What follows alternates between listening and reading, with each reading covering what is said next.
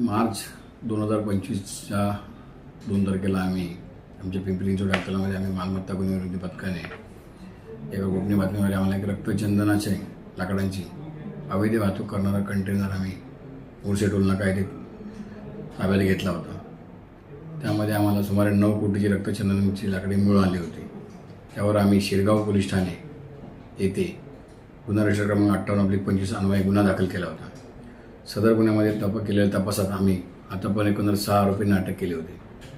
त्या तपासामध्ये आम्हाला या सदर गुन्हे या ज्या अवैध रक्तचंदनाच्या तस्करीमध्ये राजेंद्र विठ्ठल शिंदे नावाचा आरोपी निष्पन्न झाला होता. तो मुख्य आरोपी असल्याचे आम्हाला त्यामध्ये समजलेले होते. सदर आरोपीचा आम्ही मागील 4 महिन्यापासून शोध घेत होतो. हा आरोपी वारंवार इकडून लपत होता. त्यावर आम्ही त्याच्या विरुद्ध मान्य न्यायालयाकडून स्टँडिंग वॉरंट अटक वॉरंटी घेतलेले होते. आम्हाला दिनांक 10 रोजी सदर आरोपी 10 जुलै रोजी हा आरोपी निरोडीत असल्याची बातमी मिळाली. आम्ही तात्काळ त्याला तिथे जाऊन पहाटे ताब्यात घेतले आणि त्याला या गुन्ह्यामध्ये अटक केलेली आहे. त्याला अटक केल्यानंतर त्याच्याकडे केलेल्या तपासात या पुऱ्या तस्करीमध्ये त्याचा आणखी एक मुख्य साथीदार जो कल्पेश सिंग नावाने त्याने या गुन्ह्यात त्याचा सहभाग दिसून आला होता. तो तौसिफ या रियाज जमादार हा जो त्याचा साथीदार आहे, जो कल्पेश सिंग या नावाने त्याने या गुन्ह्यामध्ये त्याचा सहभाग होता, त्याला आम्ही ताब्यात घेऊन त्याला अटक केलेली आहे. असा राजेंद्र विठ्ठल शिंदे आणि तौसिफ रियाज जमादार हे 2 आरोपी आम्ही अटक केलेले आहेत या गुन्ह्यामध्ये.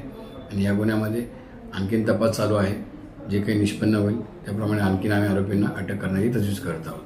हे जे आरोपी आपण निष्पन्न केलेले आहेत यांना निष्पन्न करण्यासाठी किती कालावधी लागला होता आपल्याला? हे आरोपी निष्पन्न आम्हाला गुन्ह्यात तपास करत असताना गुन्ह्यात तपासामध्ये आम्हाला 15-20 दिवसामध्ये निष्पन्न झालेले होते. यामध्ये राजेंद्र विठ्ठल शिंदे पूर्वी आरोपी जे पोलीस कोर्टामध्ये असताना निष्पन्न झाले होते. पण तेव्हापासून हा आरोपी फरार झाला होता. ह्याला जेव्हा समजलं की आपल्याला नाव आलेलं आहे त्यांना फरार झाला होता. आम्ही याच्याकडे अनेक ठिकाणी जाऊन याच्याकडे तपास केला होता.